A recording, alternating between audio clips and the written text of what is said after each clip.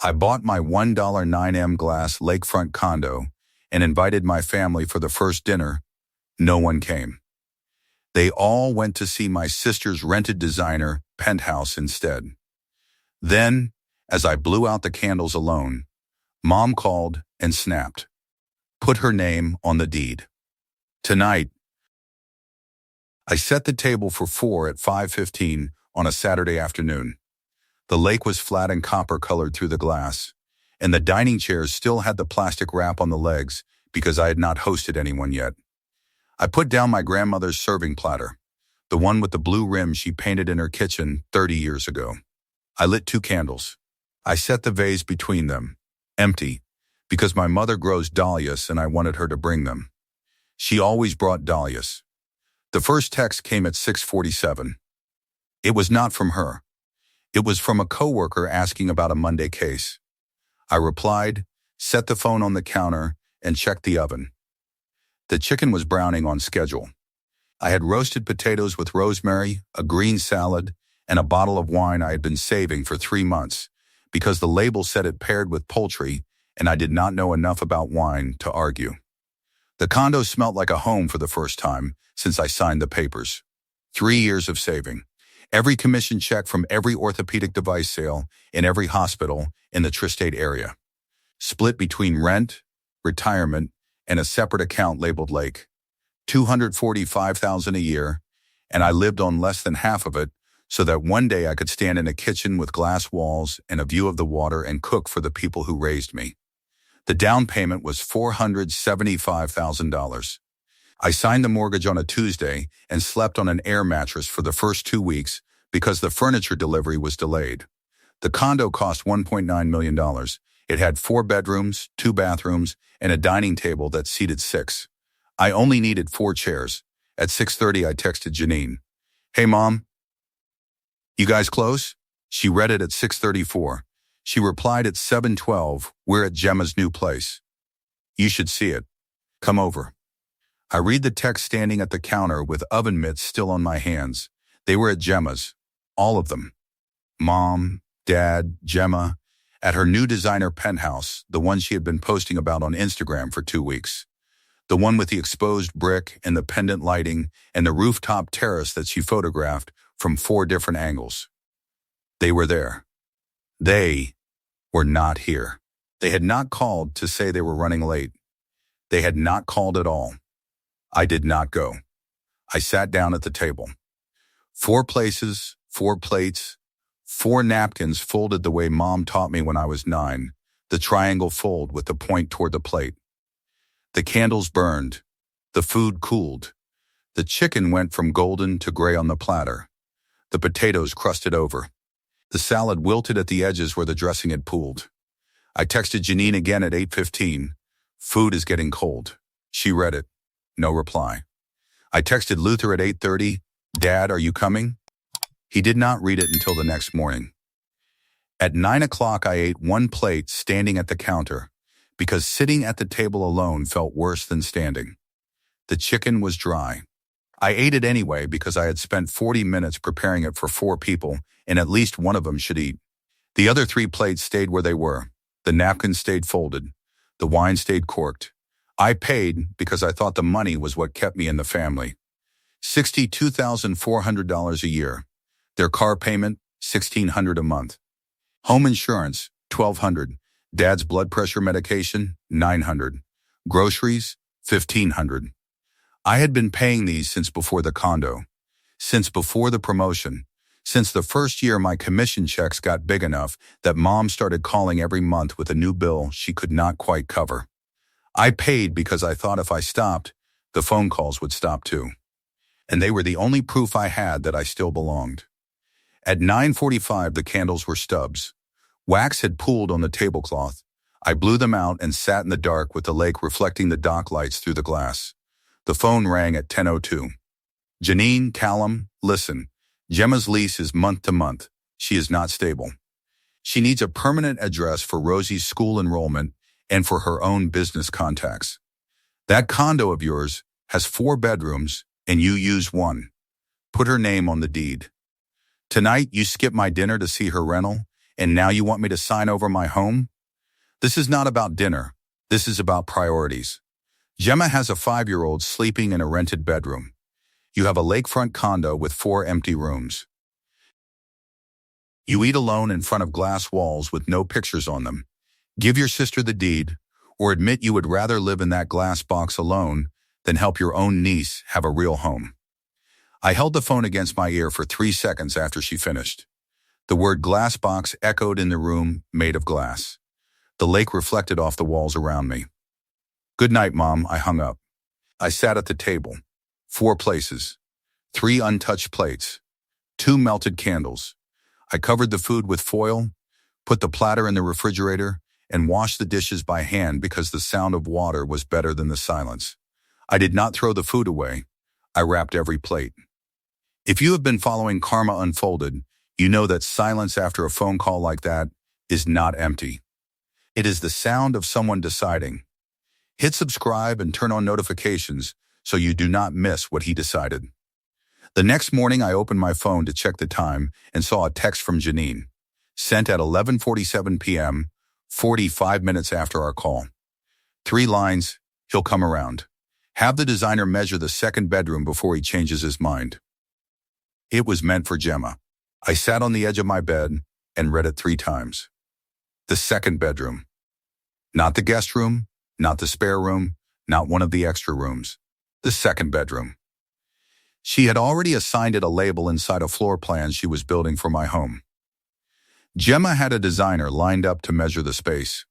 She was past the asking stage and into the decorating stage. Cabinets, paint colors, furniture placement. While I was folding napkins and lighting candles for a dinner they had already decided to skip, my sister was on the phone with an interior designer discussing which of my rooms would become hers. The deed demand at 10 p.m. was not a spontaneous reaction from a worried mother. It was the closing argument in a plan that had been moving for days, maybe weeks. The dinner was never going to happen. They were never going to come. Gemma's penthouse visit was not a scheduling conflict. It was a priority statement. And the phone call was not a request. It was the final step in an arrangement Janine had already promised to deliver. I screenshotted the text. No reply. No delete. I set the phone face down on the nightstand and got up. In the dining room, the table was cleared from the night before, but the 2 pools of hardened candle wax were still on the tablecloth. The vase sat between them. Clear glass, 14 inches tall, with the morning light coming through the lakeside wall and making the bottom glow. I picked it up, opened the cabinet above the refrigerator, and set it on the top shelf behind a box of coffee filters. I closed the cabinet door. I did not want to look at it empty anymore. I showered, dressed, and drove to work with the windows down. July heat pressed against the dashboard and would not leave. My phone sat in the cup holder, with the screenshot still visible on the lock screen. At a red light on Route 9, I gripped the steering wheel hard enough to feel the stitching in my palms. My eyes burned. I pressed the heel of my hand against one eye, then the other, and held it until the light turned green. By the time I pulled into the hospital lot, my hands were steady again. The anger had not gone. It had just gone somewhere useful. On the drive, I thought about the timeline. Gemma's penthouse lease had started 6 weeks ago. She had posted the first photo on Instagram the day she got the keys, a wide-angle shot of the exposed brick wall with a pendant light and a caption that said home. Mom had commented with 3 heart emojis. Dad had liked it. I had sent Gemma a congratulations text and a gift card for a furniture store. She never thanked me for the gift card. 6 weeks later, Mom was asking me to put Gemma's name on a condo worth $1.9 million because the penthouse she could not afford was not stable. I thought about the numbers. Gemma worked as an interior designer. Her salary was $52,000 a year before taxes. The penthouse was $8,500 a month. That was $102,000 a year in rent alone. Nearly double her gross income. Someone was covering the difference. And now I was being asked to cover everything. At 7:40, I pulled into the hospital parking lot and called Blair. He answered before the second ring. Blair was a device rep at the same company, same territory rotation, same surgical teams. We had shared break rooms and stale coffee and highway miles for 4 years. He was the person I called when a surgeon canceled a case and I needed someone to tell me it was not personal. He was the person I called now. My mom asked me to put my sister on my deed. Blair was quiet for 1 second. Your $1.9 million deed.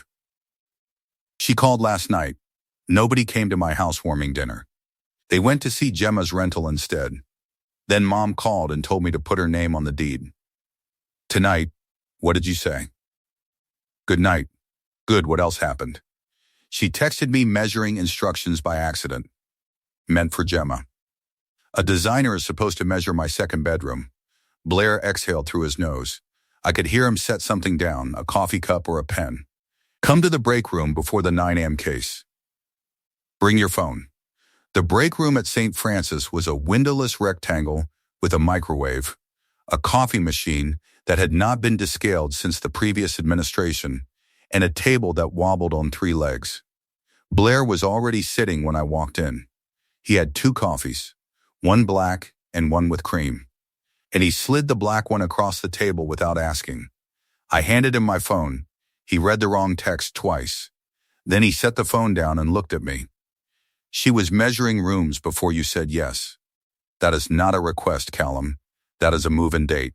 I know. Do you know what adding a name to a $1.9 million deed means? He pulled his own phone out and opened a real estate calculator app. He typed for 15 seconds, turned the screen toward me. Gift tax alone is north of $100,000. EARS treats it as a partial gift of equity. Your mom just asked you to write a 6-figure check to the federal government and call it love. I had not thought about the tax implications. I had been too busy thinking about the empty table and the 3 wrapped plates in my refrigerator to think about what the deed change would actually cost.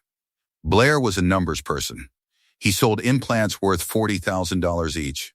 He thought in invoices and margins and tax brackets the same way I thought about surgical approach angles.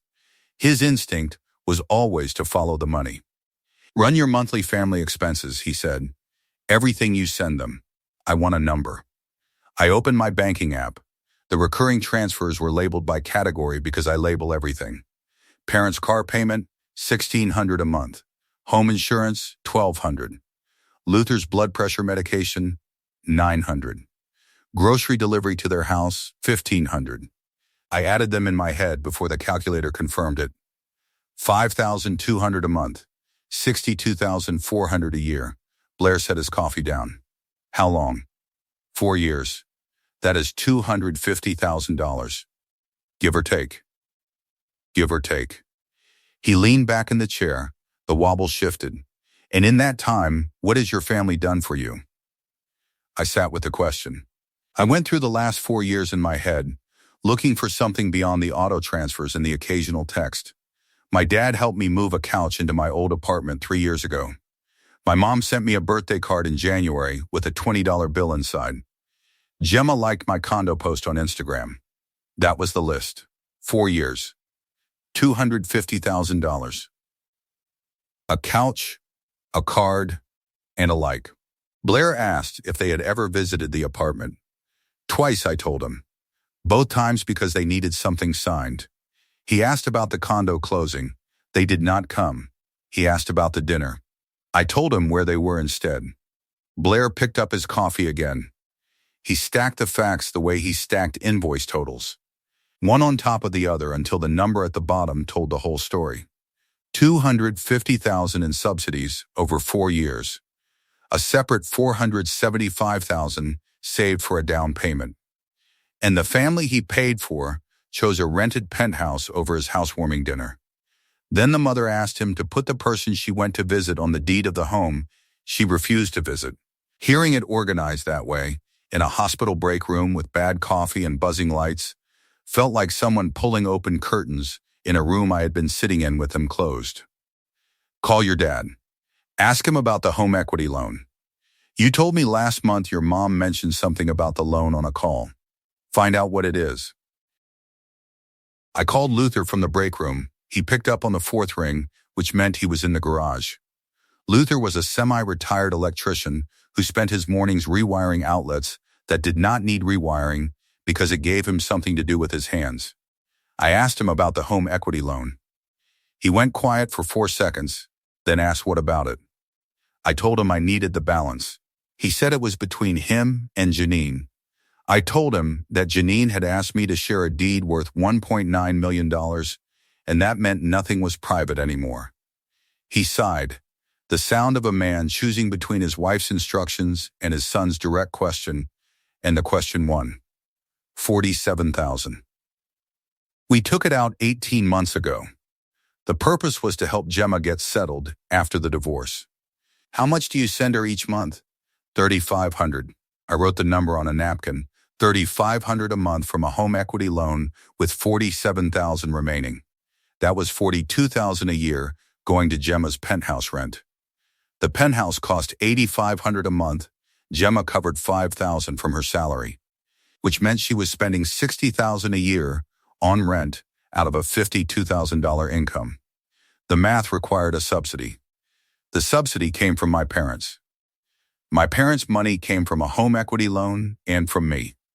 My $62,400 a year kept their car running, their lights on, their prescriptions filled, and their groceries delivered. That freed up their income to make the home equity payments and send $3,500 a month to Gemma. My money was not helping my parents. My money was funding Gemma's penthouse, the penthouse they chose over my dinner, the lifestyle they preferred to my table. I had been paying for the building they went to instead of mine. If this story is making your chest tight, subscribe to Karma Unfolded and drop a comment. The next chapter is the one that made everybody in the lobby stop talking. Day 5. I was in a pre-op consultation at Mercy General, walking a surgeon through the specs on a new titanium hip stem, when my phone vibrated twice in my coat pocket. I ignored it. It vibrated again. I excused myself and checked the screen in the hallway. The condo concierge. Mr. Barr, there is a woman here with a locksmith. She says her name was added to the deed and she needs new keys made. Can you confirm? I leaned against the hallway wall. The fluorescent light buzzed above me. A nurse walked past pushing a wheelchair. Her name is not on the deed. She is not authorized to enter the unit or make copies of any keys. Please ask her to leave. Sir, she has a moving estimate and a locksmith receipt. She says her mother confirmed the change. The deed has not been changed. My name is the only name on the title. I purchased this property with my own savings. Please ask her to leave the building. The concierge put the phone against his chest. I could hear the muffled exchange. Then a voice, louder, sharper, cutting through the concierge's hand. My mother told me it was done. She said he signed the papers on Monday. Gemma, the concierge came back. She is saying her mother confirmed the deed was changed. She has a moving estimate and a locksmith receipt. The deed has not been changed. My name is the only name on the title. Please ask her to leave the building. He relayed the message. Then I heard it, her voice cutting through the concierge's hand against the receiver, louder than she intended. Tell him to talk to me himself. I am his sister. Put her on, I said. The concierge handed Gemma the phone. Her breathing was fast. Callum, Mom said the papers were signed. She told me to come today. She said it was done. It was not done. It was never done. I never signed anything. She told me you agreed on Monday. She said I just needed the keys. She lied to you, Gemma. The deed has one name on it. Mine. It has always been mine. 3 seconds of silence. Then I heard her pull the phone away from her face and call Janine. Her voice carried across the marble lobby. She told Janine that Callum said she was not on the deed. She asked why. She asked what happened to the papers. I could not hear Janine's response, but I heard the silence that followed it, the silence of a daughter realizing she had been sent on an errand built on a lie. The concierge came back on. Mr. Barr, she is leaving. I will make a note in the building log. I thanked him and hung up. I stood in the hospital hallway for a full minute with my phone in my hand and the fluorescent light humming and the wheelchair tracks still visible on the linoleum. Janine had told me to change the deed. Janine had told Gemma the deed was already changed. She lied to both of us. She told me it was a request. She told Gemma it was a done deal. She sent her daughter to my building with a locksmith and a moving estimate to claim rooms in a condo that belonged to me and only me. This was not entitlement. This was orchestration. 20 minutes later, Janine called. I answered because I needed to hear her say it. How could you humiliate your sister in a lobby, Callum? She was standing there with a locksmith and a moving estimate, and you told the concierge to throw her out like some stranger off the street. I told them she was not authorized. Because she is not. She is your sister. She has a child. She was trying to move her daughter into a home with bedrooms and a lake view, and you had security escort her out. Nobody escorted her. The concierge asked her to leave because the person whose name is on the deed told them to. That person is me. Only me. Callum, wait, you do not understand the position she is in. She is newly divorced with a 5-year-old, and I was just trying to help her get stable before school starts. I understand the math, Mom. You told her the deed was changed. It was not. You lied to her. I was trying to move things along because you were dragging your feet. I was not dragging my feet. I said no. I said good night. And then you texted Gemma's measuring instructions to my phone by accident. So I know the timeline, Mom. The designer was lined up before you even asked me. Janine's breathing changed. Shorter, faster. This is not how family works, Callum. How does family work? You skip my dinner. You demand my deed. You lie to Gemma about a legal document. You send her to my lobby with a locksmith. You took out a home equity loan to fund her penthouse, and you have been using my money to make the payments. Explain to me how any of that works. She hung up. I called Phelan from the same hallway. Phelan was the real estate attorney who had handled my closing. I told him what happened. He was quiet for 10 seconds, then said, I will draft a formal refusal of any deed modification and a cease and desist regarding unauthorized building access. The locksmith visit alone could be construed as attempted trespass. Do you want the letter sent to your mother's address? To both parents. Certified mail. Done. You will have it by Friday. I hung up and opened the family group chat. I typed one message. Dinner at my place, Saturday, 7 p.m. I will explain everything. I pressed send and went back to the consultation. The surgeon was waiting. The hip stem was still on the table. Saturday evening, 7 o'clock. The same table, the same chairs, the same glass walls, showing the lake. I had removed the plastic wrap from the chair legs 2 days earlier. 2 new candles in the center. No dahlias, no flowers, just the glass catching the light. This time they came. Janine arrived first, walking through the door with her purse on her shoulder and her reading glasses pushed up on her head. She looked around the condo, scanning the living room, the kitchen, the hallway toward the bedrooms. She nodded once, the way someone nods when they are appraising a property, not visiting a home.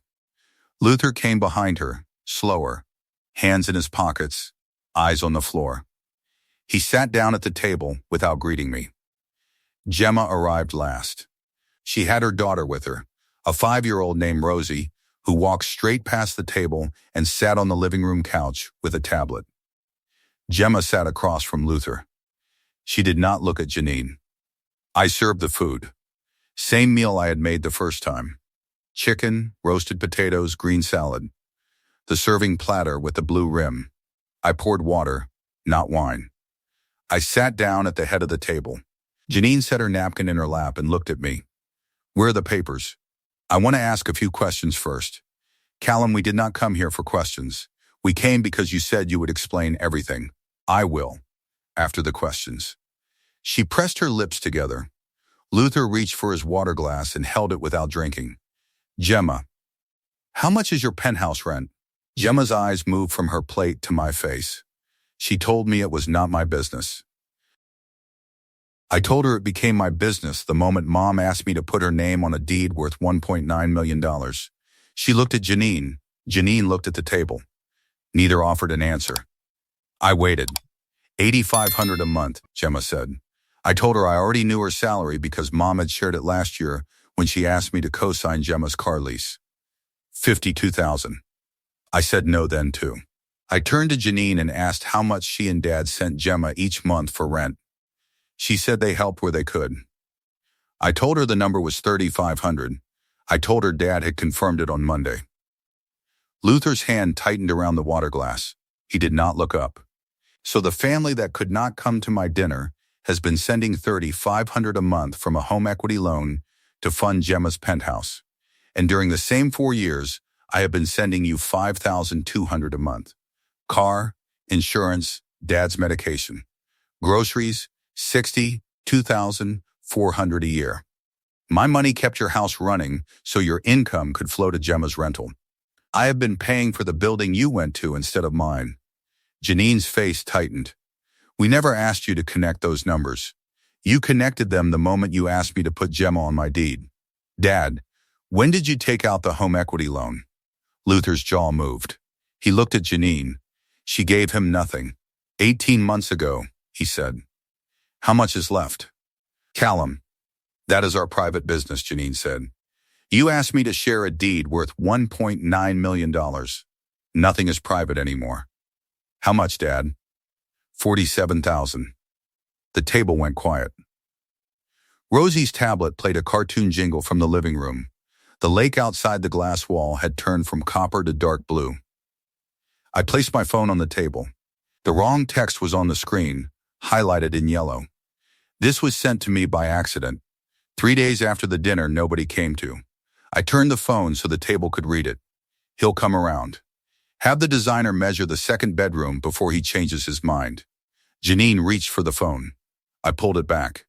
You sent this to me instead of Gemma. A designer was already measuring rooms in my condo before I said yes. The dinner was never going to happen. You were never going to bring dahlias. You were going to bring a floor plan. Gemma leaned forward and read the text on the screen. Her face changed. She looked at Janine. You told me he agreed. You said the papers were signed on Monday. Janine, I was trying to move things along. You lied to me. Gemma's voice was low and flat. You told me to bring a locksmith to his building. I stood in that lobby and they asked me to leave. You said the papers were signed on Monday. I called you from his lobby on speaker and you told me to calm down. I was trying to keep this family together. You told me to measure his rooms. Gemma's hands were flat on the table. Before he said yes. You already had a designer scheduled. You were not asking him. You were moving me in. Janine looked at Luther. Luther cleared his throat. Son, your mother was just trying to help Gemma get back on her feet. After the divorce, we just wanted to make sure she had something solid. Something solid. You mean my condo. The one neither of you came to see. Luther's mouth closed. He looked back at the water glass. The fracture was visible. Gemma looked at Janine the way you look at someone when a story you believe for weeks comes apart in front of you. Janine's plan required both children to play roles. Neither knew what the other had been told. Both were being managed. I looked at Janine. You called this place a glass box. You were right. It is a glass box. And you are permanently locked outside of it. You chose her rental over my table. The deed has one name. The vase is still empty. So is your chair. 4 sentences. The last one landed on the table like the sound of a door closing. The monthly transfers stopped tonight. I am not funding her lease, your loan, or this arrangement. Phelan will send you a letter this week. Do not bring a locksmith to my building again. Luther reached into his jacket. He pulled out a folded check and set it on the table next to his plate. $50,000. I cashed out my retirement account this morning. That covers the inconvenience. Just add her name for now. We can work out the details later. I looked at the check, his handwriting, his signature. $50,000. He had cashed out his entire retirement account that morning to bribe me into signing away a home worth 8 times the amount. Early withdrawal penalties. Tax hit. 3 decades of savings gone in one wire transfer. You cashed out your retirement, Dad. Luther did not answer. You owe $47,000 on your equity line. Your credit is maxed. And you emptied 30 years of savings to hand me a check at a dinner table. That is everything you had left. I did not take the check. I picked up my phone, opened the family group chat, and forwarded the screenshot of the wrong text. 3 buzzes, one after another. Janine's phone in her purse, Luther's phone in his jacket, Gemma's phone on the table. The text was now in every device at the table and in the phones of every relative in the chat.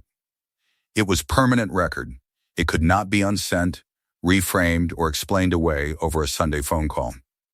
Janine's purse strap slid off her shoulder. Her hand reached for it and missed, fingers closing on air. She gripped the edge of the dining table with both hands, the same table I had set for her a week ago. Her mouth opened and no sound came. Luther picked up the check and put it back in his jacket. He stood slowly, pushing the chair back without scraping the floor. He walked toward the door. Gemma stood. She walked to the living room, picked up Rosie from the couch, and carried her toward the front door without a word to Janine. The tablet was still playing.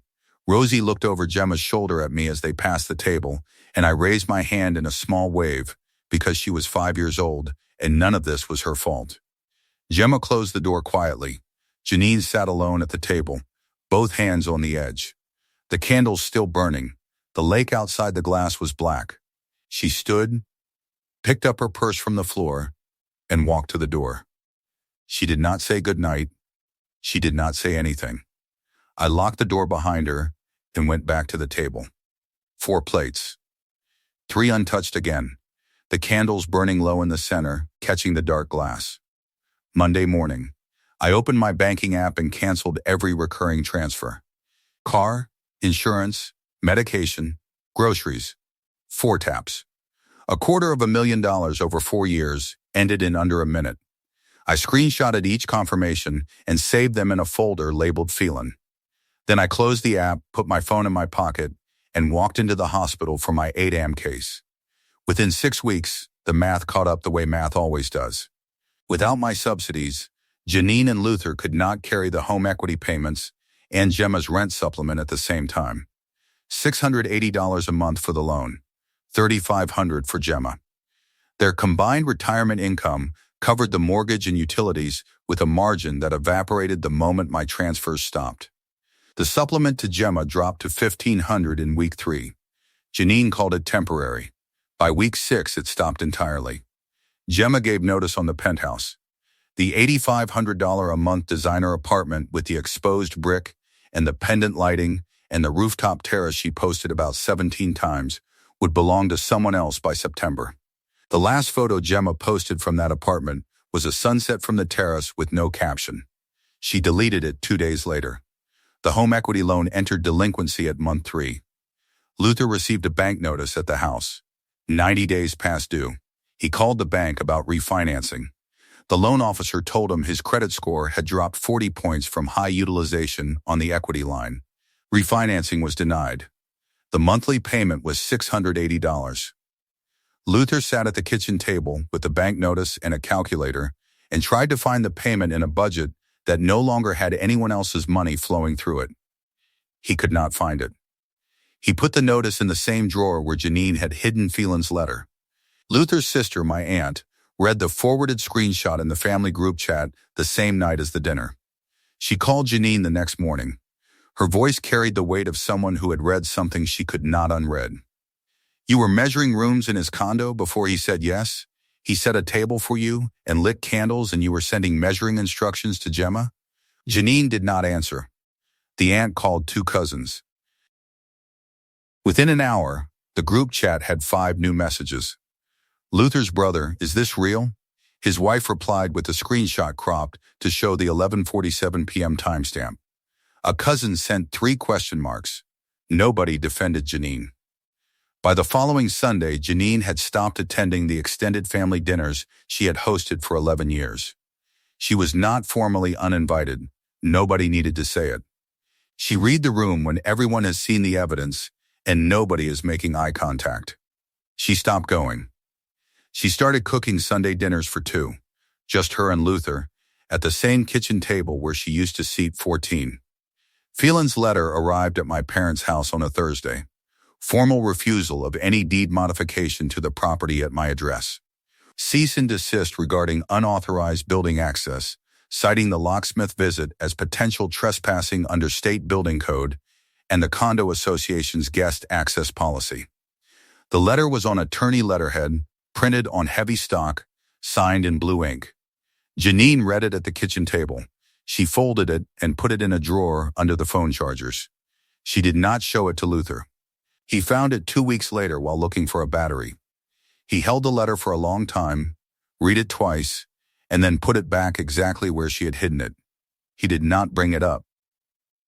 She did not bring it up. The letter sat in the drawer between them like the third person at every meal. 3 weeks after the dinner, late afternoon, Gemma drove to the condo. She did not have a locksmith this time. She did not have a moving estimate or a designer or a key-cutting kit. She parked across the street in a visitor spot and sat in her car with the engine running. She could see the building from there, all glass, reflecting the afternoon sun, the lake behind it turning gold. She could see the dining room through the lakeside wall. The table was visible. The chairs were pushed in. She sat for 8 minutes watching the light change on the glass. She did not get out of the car. She did not call. She put the car in reverse and drove back to the apartment she was still packing boxes into. If this story made you think about the people who pay for everything and get invited to nothing, subscribe to Karma Unfolded. Every comment and subscription helps this channel keep telling stories that need to be heard.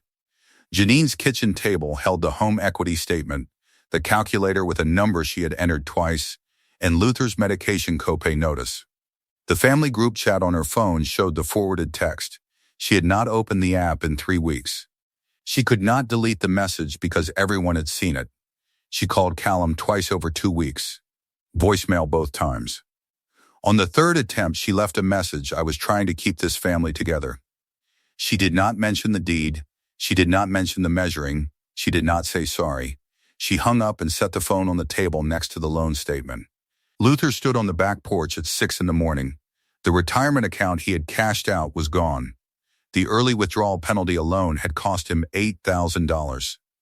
The check Callum refused sat torn into 4 pieces in the kitchen trash. Refinancing denied. The bank said his credit score had dropped 40 points from high utilization on the home equity line. His medication copay was now his responsibility alone. He drove to the hardware store where he used to take Callum on Saturday mornings, walked through the electrical aisle, and bought nothing. He sat in the parking lot for 20 minutes with the engine off and the windows up, watching people walk in and out with shopping bags. He did not call Callum. He would not have known what to say even if he tried. Janine's dahlias were blooming in the backyard. Nobody had cut them. Gemma moved into a 2-bedroom apartment at $3,200 a month. Her daughter had her own room for the first time. The penthouse had been a studio with a loft, the kind of layout that looks beautiful on Instagram and means a 5-year-old sleeps behind a curtain 6 feet from the living room. This new place was smaller, plainer, with a parking lot view instead of a skyline and laminate counters instead of marble. But her name was on the lease, and nobody else's. No supplement. No home equity line holding up the floor beneath her. She painted Rosie's room yellow on a Saturday morning. She did not post it. 3 weeks after the dinner, she sent one text to Callum: "I did not know she lied to you. I am sorry about the dinner." He did not reply that day. He replied 2 days later: "I know." 1 week after that, a birthday card arrived at Gemma's apartment for Rosie. A $100 gift card to a toy store inside. The note said 3 words: "For Rosie only." The return was slow. It was not finished, but it was not nothing. 5 weeks after the dinner, late afternoon. I stopped at a nursery on the way home from the hospital and bought a small potted lavender plant, the kind that grows in any window. I set it on the dining table in the spot where the vase used to be. It was not Dahlia's.